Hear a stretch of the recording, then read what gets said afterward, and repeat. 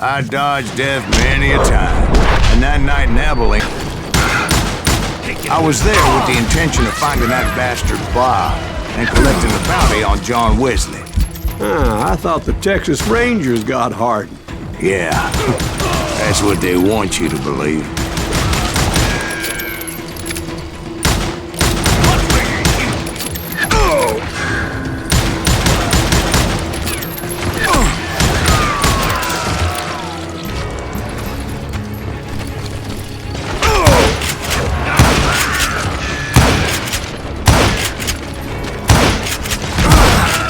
It was cold'n a witch's tit in a brass bra that night as I fought my way past his loyal compadres.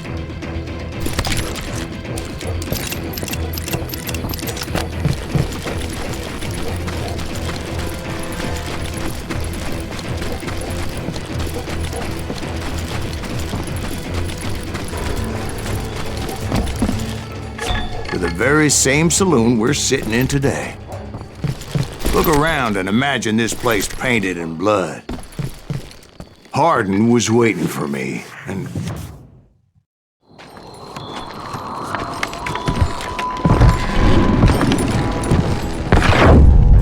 Wait, I'm jumping the gun here. Let me back up and give you some background on this sumbitch. He deserves that much. Don't you think so, Ben? John Wesley Hardin was a killer. By the end, he confessed to taking the lives of 42 men. He was a bona fide folk hero by then, and had amassed a gang of armed miscreants and other assorted thugs. He and his men set up camp outside of town, and I was hoping Bob was among them. Damn it! Shoot that son of a bitch! They didn't ask why I was there. They knew. Most of them were wanted as well. I had to spill a lot of blood to find out Hardin wasn't in that camp. He was carousing in town with his closest friends. Hardin's boys apparently didn't want me to reach the Bull's Head. Some were hightailing it into town to inform their Hefe of my unwelcome presence.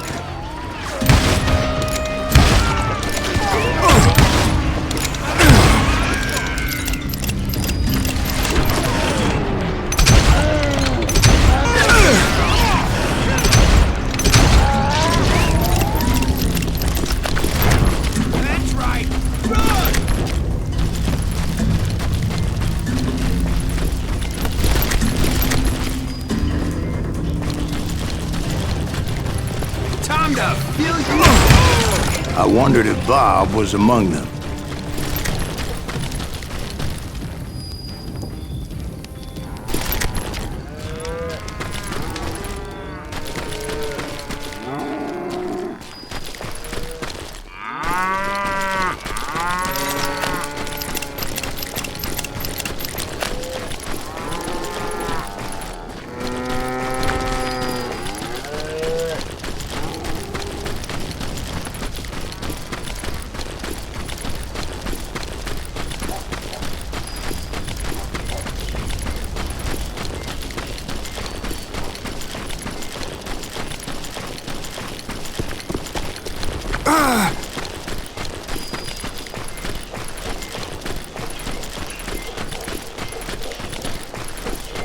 And I steeled myself for the fight ahead. For as good as I was, deep down I wondered if John Wesley wasn't just a little bit better.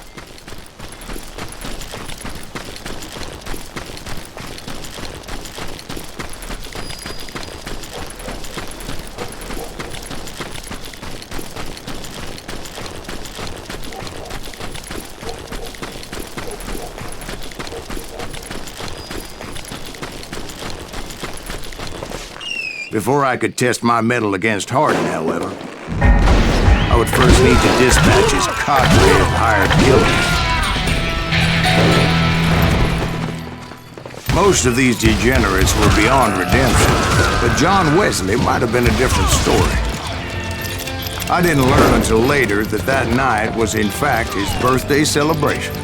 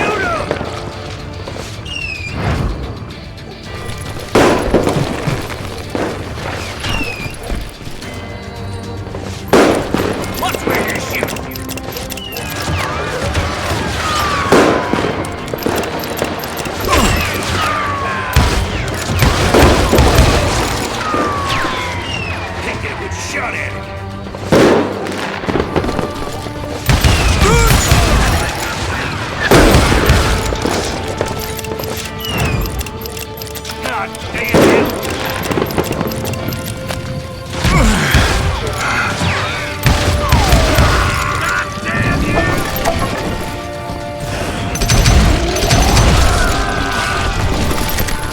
think I already mentioned that I found Hardin in this very saloon.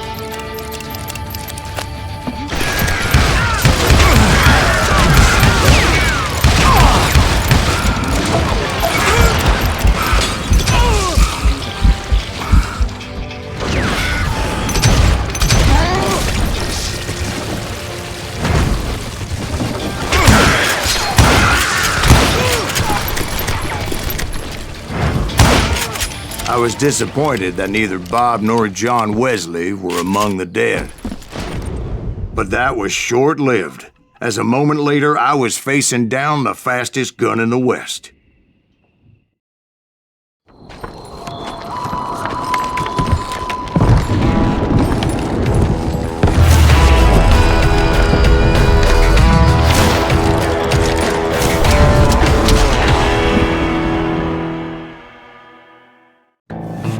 I felt a bolt of adrenaline.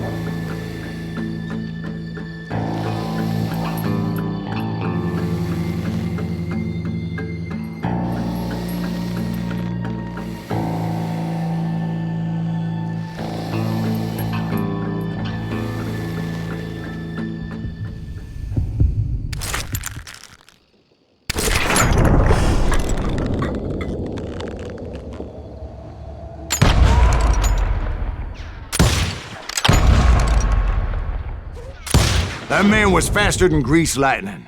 But being inebriated as he was, he didn't count his shots. And now, he was at my mercy. So he didn't die? No, I sent him to prison. Years later, after he was free, some restless avenger took his life. Shot him in the back at a saloon just like this one. Anybody up for another beer? Ben?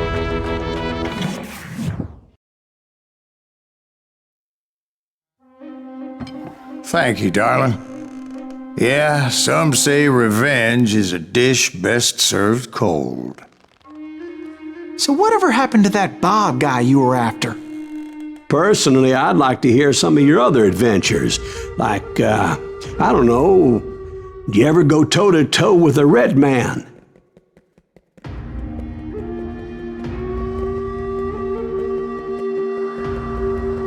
Yes, I did, Ben.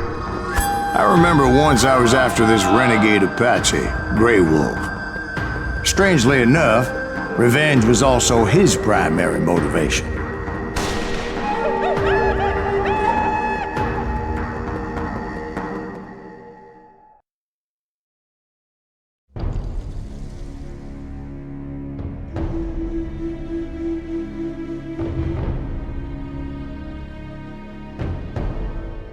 A bounty was put on Grey Wolf's head, and that's how I came to hunt him in the mountains.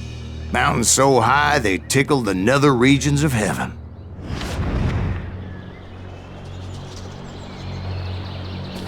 Grey Wolf was a Chiricahua Apache medicine man who had led a war party in revenge for a massacre against his people. The U.S. Army had attacked his tribe during his daughter's sacred sunrise ceremony, and the slaughter was unspeakable. I understood his anger, as there's nothing more traumatic than seeing those you love die in a cruel and painful death.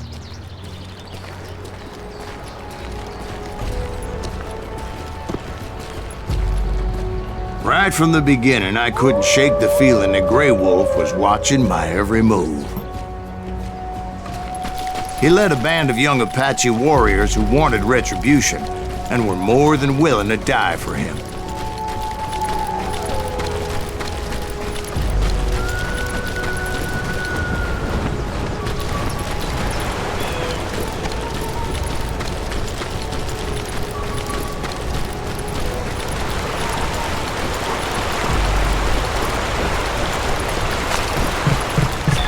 They saw me before I saw them. And it crossed my mind that maybe this wasn't such a good idea. But now that the shooting had started, there was no backing down.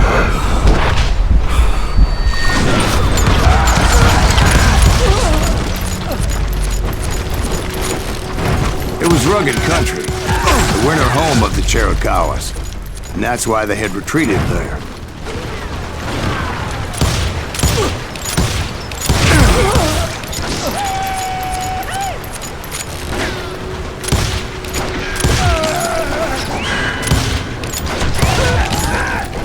I admit to having some regrets about going after them the way I did. But then again, I got a lot of those.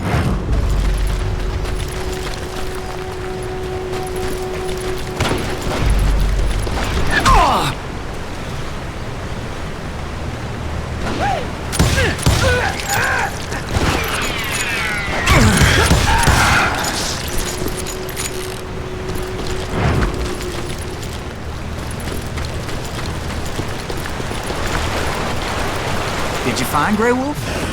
Not at that moment, but I did find the entrance to their hideout.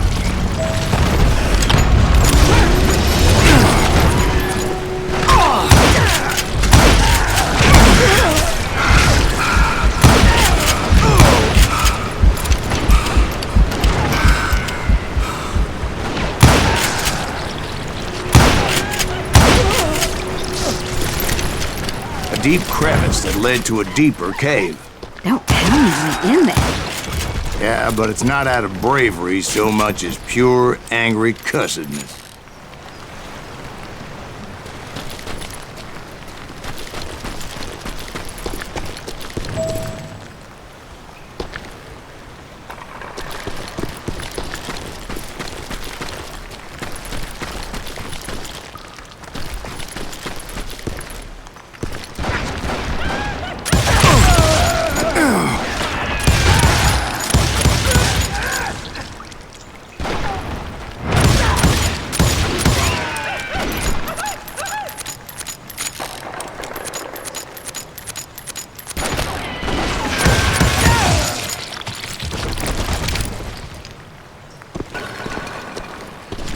See, back then, I had a stubborn streak a mile wide, and I wasn't about to back down.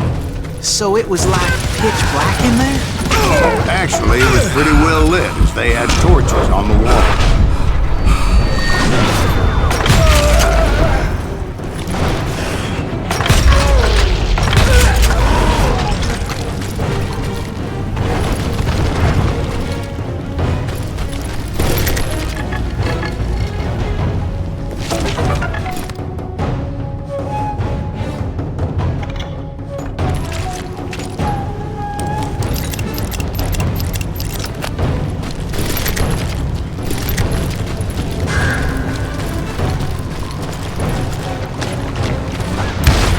How big was this cave?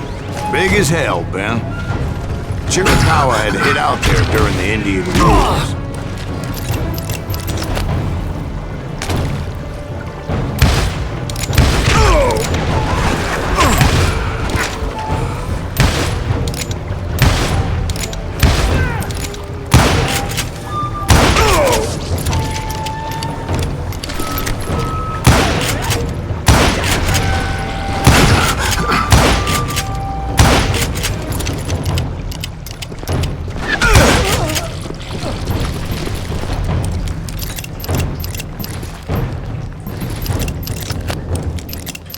They thought it was haunted with the ghosts of those murdered by the horse soldiers. The cave was haunted with dead Indian ghosts? To be honest, I was more concerned with the live ones than the dead ones.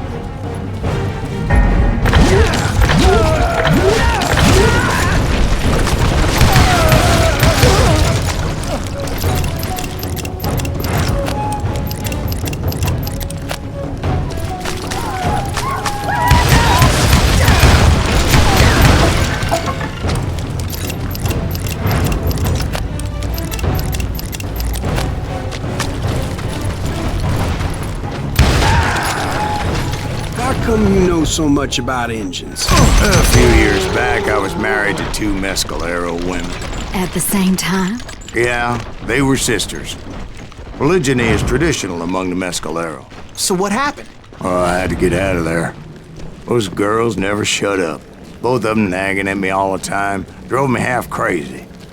Haven't seen him since. No, I mean, what happened with Grey Wolf? Oh, well, I pursued him into the Cave of Death. I came upon this flooded grotto, and that's when I saw him. He came to me unarmed and unafraid. His voice echoed in the shadows, and I sensed he meant me no harm. You carry great darkness in your heart, and if you do not release it, it will claim your soul. The sound of his voice put some kind of ancient Indian spell on me. As his story unfolded in my mind, You will come to this place again and kill many more men, and the darkness will grow until it consumes everything that you are. The soul would have no rainbow if the eye had no tears. he said I was a great warrior, a coyote man, unequaled by any other pale-faced warrior, or something like that. The snakes will bite shadows of your past until a venom poisons your heart, and an echo of the song of the dead summons the spirits deep from within the mountains. I didn't quite get what he was saying, but there was definitely snakes. And indeed, his warriors surrounded me and attacked me like hungry wolverines. They couldn't stop me, though, and Grey Wolf wasn't in the mood for idle talk.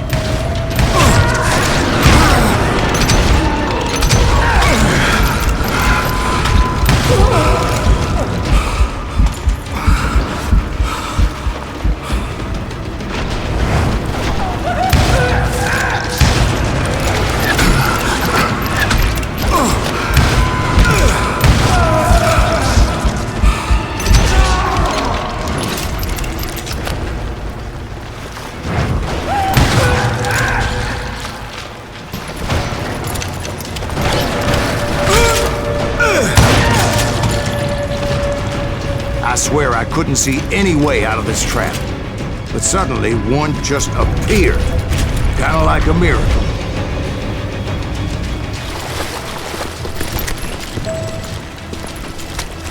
I felt like I would be lost in that damn cave forever. Finally, I found myself back outside, perched on the edge of a precipice, overlooking a thundering white-water river. To get where I was going required several leaps of faith, but no way in hell I was turning back.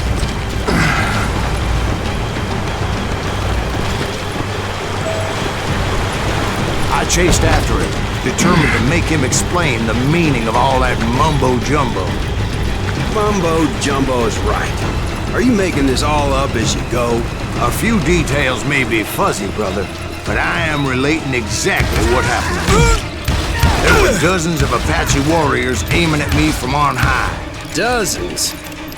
Well, maybe not dozens, but there was a lot of them. At least 3 or 4. Well, more than that, little lady.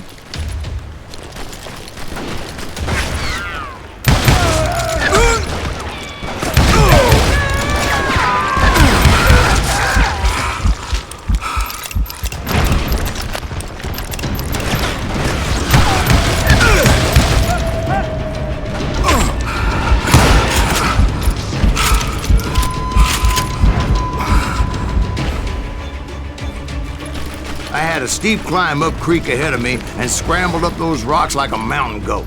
I was determined to locate Grey Wolf and find out exactly what the hell he was trying to tell me.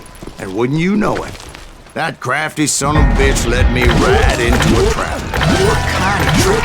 Well, son, there had to be at least 100 Apaches surrounding me. 100? God be my witness. Oh, come on. Who are you kidding? Hey, I believe you. Come on, tell us how it ended. All right, but I'm not gonna drag this out. Where were we? You were surrounded by 100 Apache warriors. Well, I didn't take the time to count them exactly, but there were a lot of them.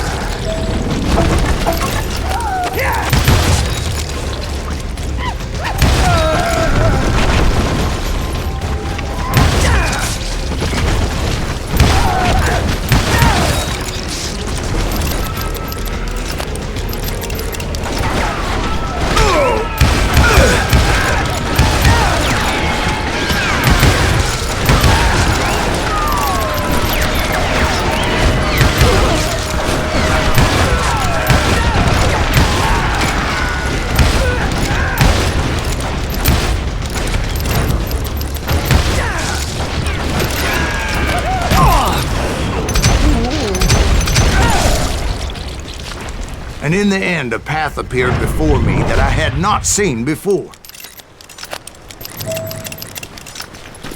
I followed it as I desperately needed to find out what Grey Wolf was trying to tell me. But it was like that son of a bitch disappeared into thin air.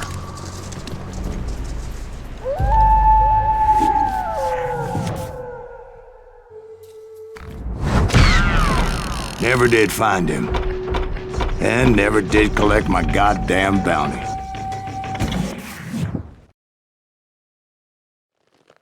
Thank you, darling. It's interesting how the truth can sometimes seem, might malleable, depending upon your point of view.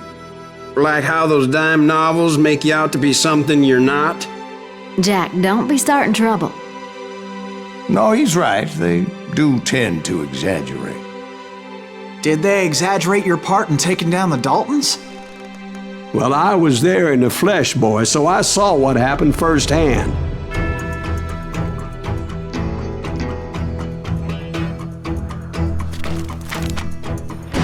Those Daltons were lawmen once, before they all went bad, robbing banks and trains clear across the territory. Until Coffeeville, of course. I was one of the citizens who took up arms that day. Fighting on the side of right?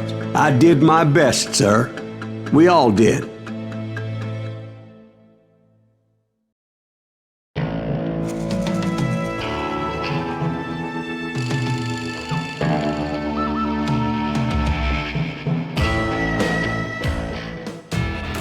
It was early morning.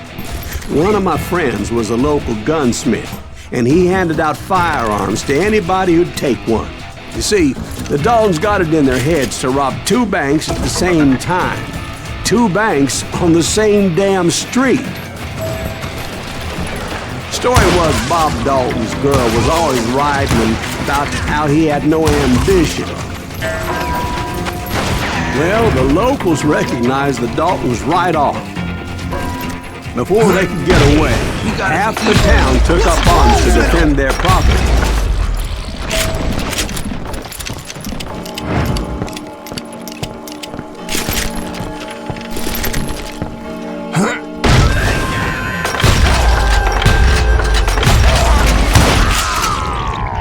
The brothers paid dearly for their stupidity, but everybody knows they had it coming. There's more to it than that.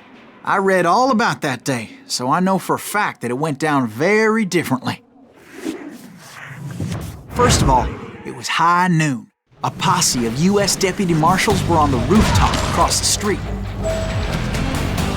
Get ready, boys. They're gonna make a move. The lawmen had been tracking the Daltons for months, and now they finally had them dead to rights. But those boys had a reputation as stone-cold killers. The marshals took every precaution, knowing they wouldn't go easy. Among them was a bounty hunter feared by many a lawbreaker. The marshals tried to get the Daltons to surrender. They'll give up eventually. You just gotta wait to suck the bitches out. This bounty hunter knew that the brothers were far too proud to ever lay down their guns. He can't stand against the law.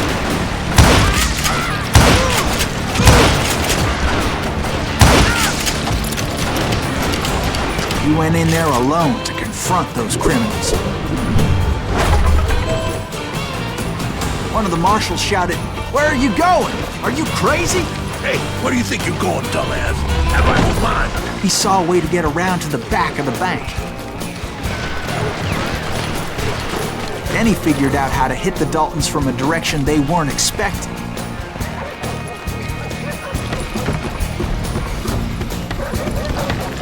A moment later, he was climbing up a steep ladder, laughing at danger as he did. It was brave men like him who risked their lives to tame this wild country.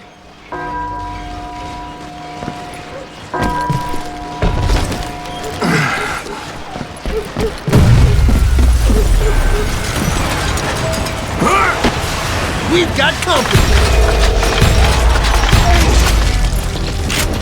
Heroic men like him, who did what other men couldn't or wouldn't to make this country free. Like Jim Boo, Is that side of Davy Greaves? Crockett, who Son died of a defending the bitch! Alamo.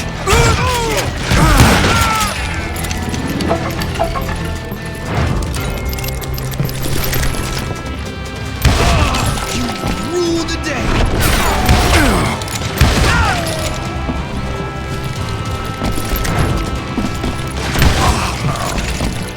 Got a knife.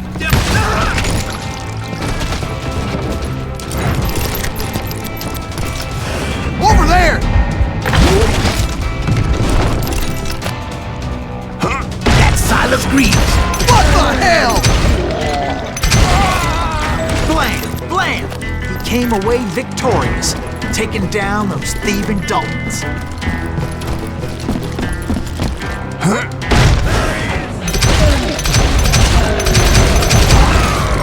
His name was Silas Greaves, and when the dust finally settled, he was the last man standing. Sorry, kid, but that just wasn't the way it happened.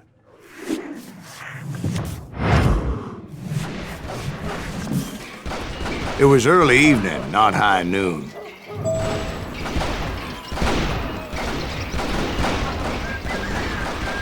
I was late to the party and Coffeyville was already up in arms.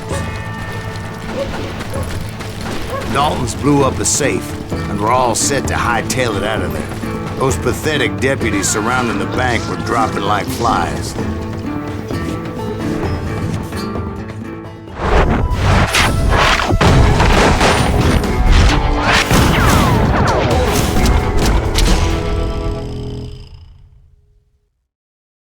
I had been tracking those jokers for months, waiting for them to do something reckless. And finally, they did.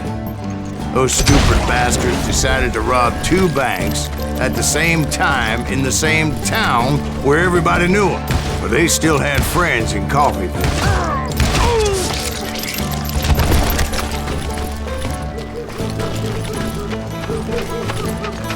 Hey, you got us. Put some holes in it. And those friends came after me like a pack of wild dogs, tooth and nail. They were coming at me from all directions. I caught sight of the Daltons running with the money and didn't want to lose it. Problem was, they knew the town better than I did. And to top it off, I found myself in the middle of another shootout entirely. Did the Daltons hole up in somebody's house? No, it was the Smiths, I believe. They were cousins of the Daltons, and they were shooting at the Browns, who were shooting at the Daltons. Which wasn't any surprise, because those 2 families have been feuding forever.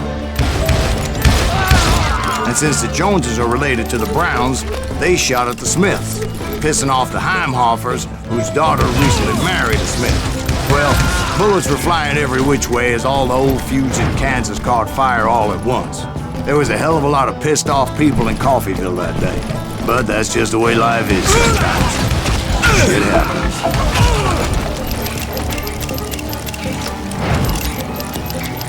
The Dalton boys knew I would never give up. Those Daltons weren't the sharpest knives in the drawer, but they always stood together. They set a trap to slow me down and allow at least 2 of them to escape. The 3rd brother stayed behind to plan me, just in case that trap of theirs didn't work.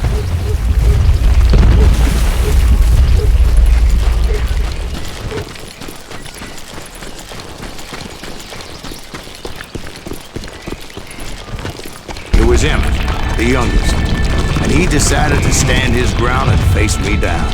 I ain't afraid of you, Silas Greaves. This is where it ends for you. He was determined to protect his brothers. And I understood how he felt. Taking me on all by his lonesome wasn't exactly a recipe for a long life.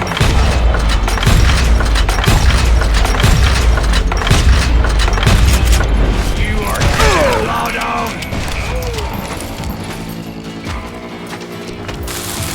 Coward and a cheater. You ain't getting by me, Greaves.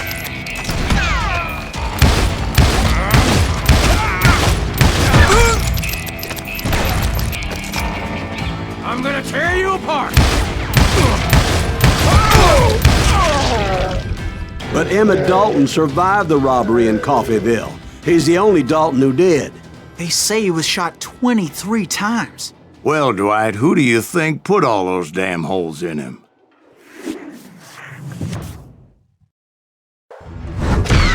But I have to admit, that boy had grit.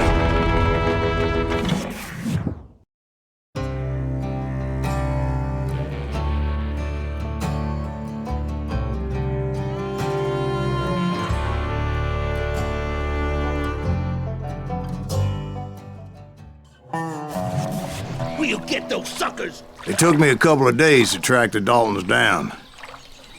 They can't get away with this! And in that time, a whole posse of local vigilantes offered to lend a hand. We'll track him to the ends of the earth. They seemed as determined as me to find those outlaws. But as we headed into those swamps, it was like I had my own private army. There was no way those boys were getting away this time.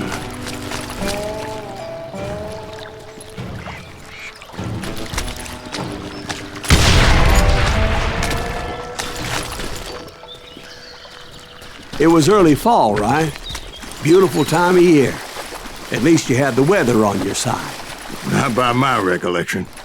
It was damp and foggy as hell. It was tough to stay on a true course, so we kept an eye out for landmarks.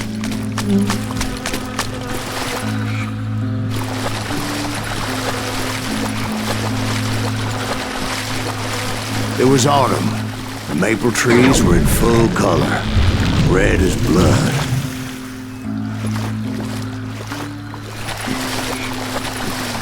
The rains that year were torrential, so the whole area was flooded. The vigilantes had spread out wide, and pretty soon I couldn't see anybody.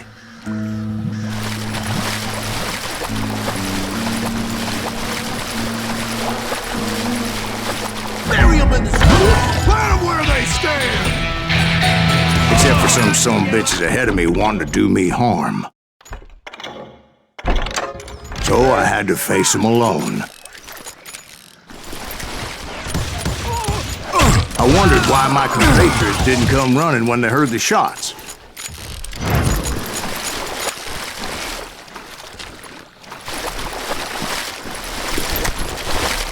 So did you find the Daltons? Not yet, but I did have the questionable pleasure of meeting a few of their friends.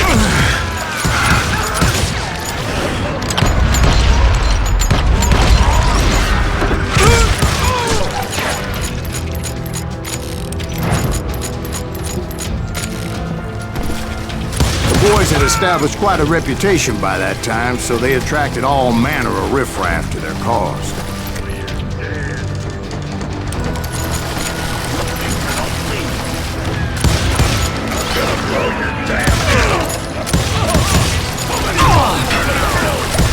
Point being, I was under serious attack.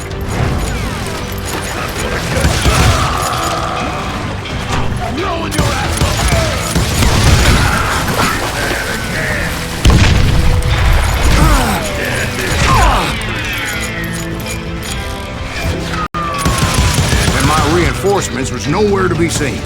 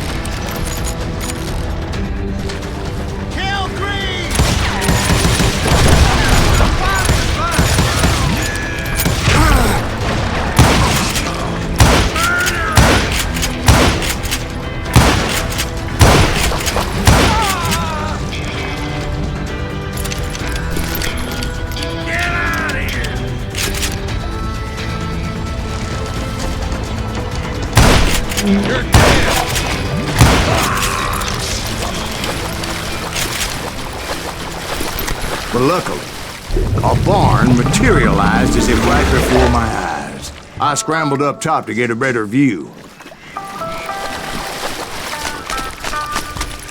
But just ended up falling inside. So, how did you get out? The barn doors was open. About right then, I saw some suspicious characters running for the bushes. Of course, I followed them. But that goddamn swamp was like a goddamn maze, and pretty soon I had no goddamn idea where I was. Steve? So I just started walking, and pretty soon... Steve? Steve! Huh? Oh, no, I'm listening. Indians surrounded me from all sides.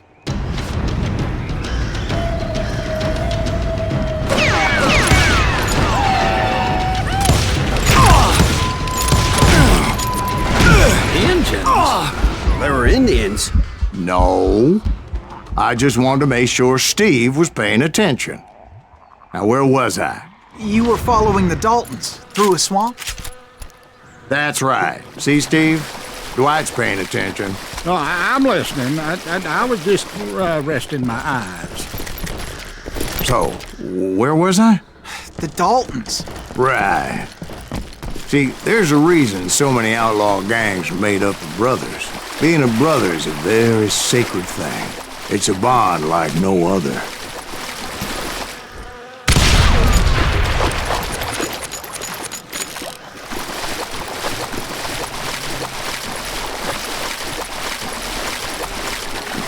Bounty hunters! Stop that, So did you ever find the damn Daltons? Not yet, but I did find a few of their cousins. You Kansans breed like rabbits. More Smiths or Heimhoffers or who knows what. But hell, what's more important than family? I bet Ben knows what I'm talking about. Die, irritating bastard!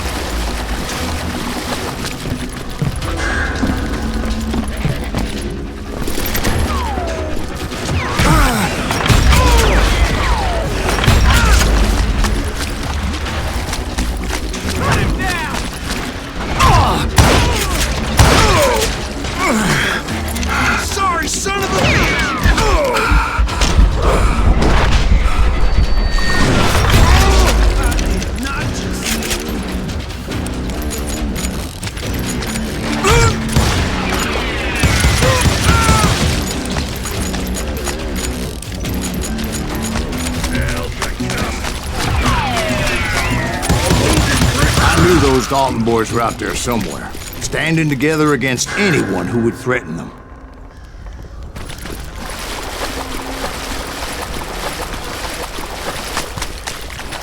And that's when I saw it. A goddamn steamboat. A steamboat? In a swamp? Yeah, Steve, but this wasn't much more than a wreck, really.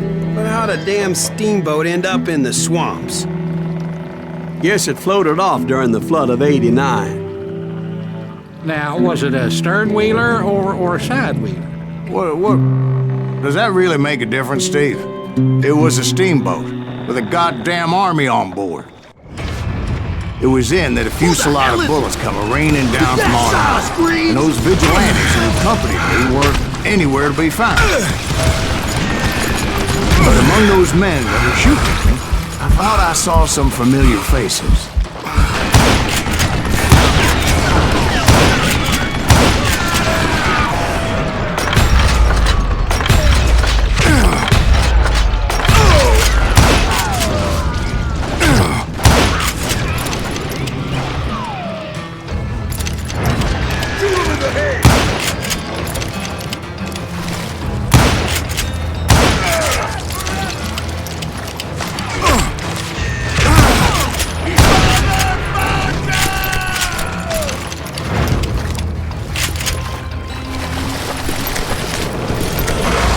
Somewhere up there, the Daltons were waiting on me.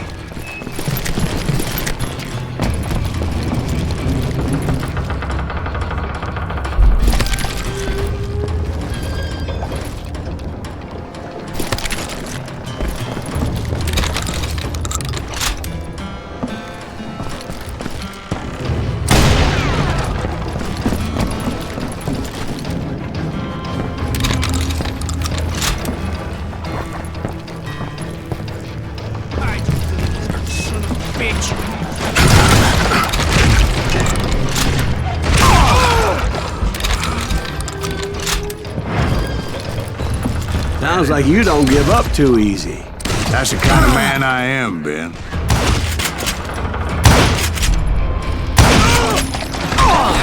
Just kill Red?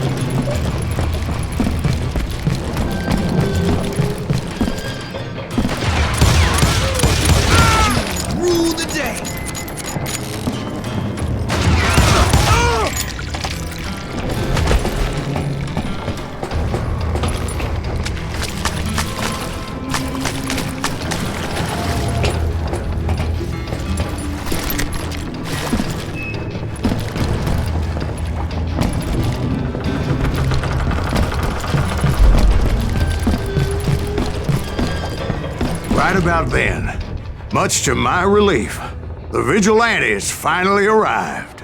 Their leader motioned at a cabin in the middle of the top deck, pointing me directly at the Daltons. I finally had them, after months of dogged pursuit. But it turned out that they had me. Take him out! I'm sending you to hell!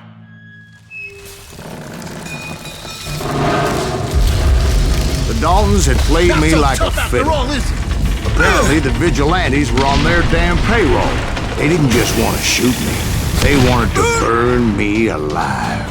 But finding my way out of a burning labyrinth proved to be quite a challenge. It was a riverboat, right? I mean, it's not like it was a goddamn ocean liner. Well, yeah, but I was in a Did you hear fight. about that ship that's gonna launch next year? Largest one in the world. We're talking about the Titanic.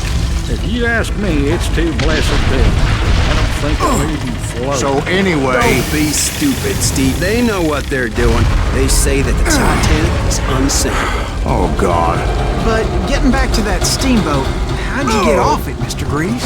I took in a lot of smoke that day, so I admit my recollection might be a bit hazy. But somehow I managed to finally disembark. I was coughing up smoke and pretty damn pissed.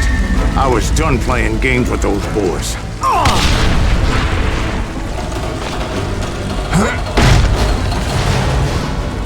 It was time to settle this once and for all.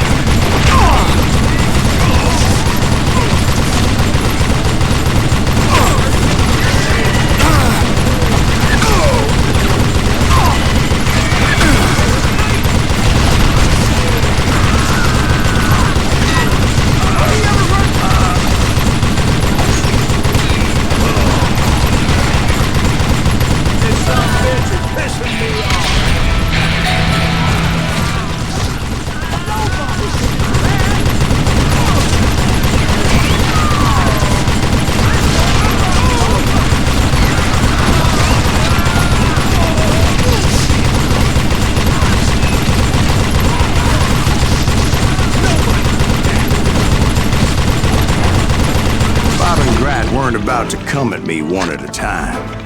They were in this together.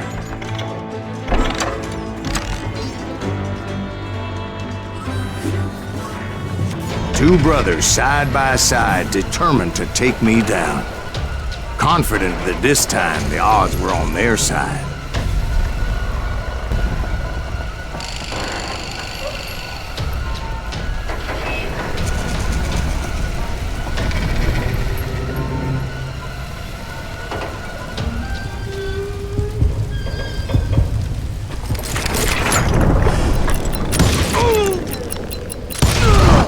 They got it wrong. A sad end for those two. If they'd only known that Emmett was still alive despite his wounds. Paroled 14 years later, he moved to California and sold real estate and lived off the legend of that fateful day. And the tragic death of his two brothers.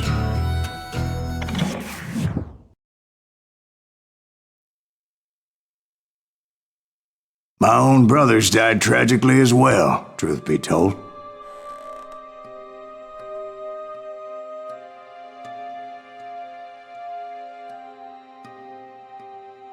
It was 1868, and me and my older brothers were pulling a tidy profit running cattle into Juarez, Mexico.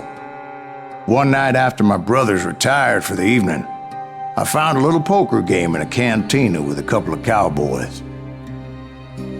And I just couldn't lose. I even won an old Spanish coin that had to be 100 years old. Well, I was mighty pleased with myself the next morning as my brothers and I rode for Texas. But before we crossed the border, those cowboys caught up with us. It was Johnny Ringo, Roscoe Bob Bryant, and another asshole named Jim. They wanted their money back and everything else we had, including our lives, as those boys didn't want us coming for them later.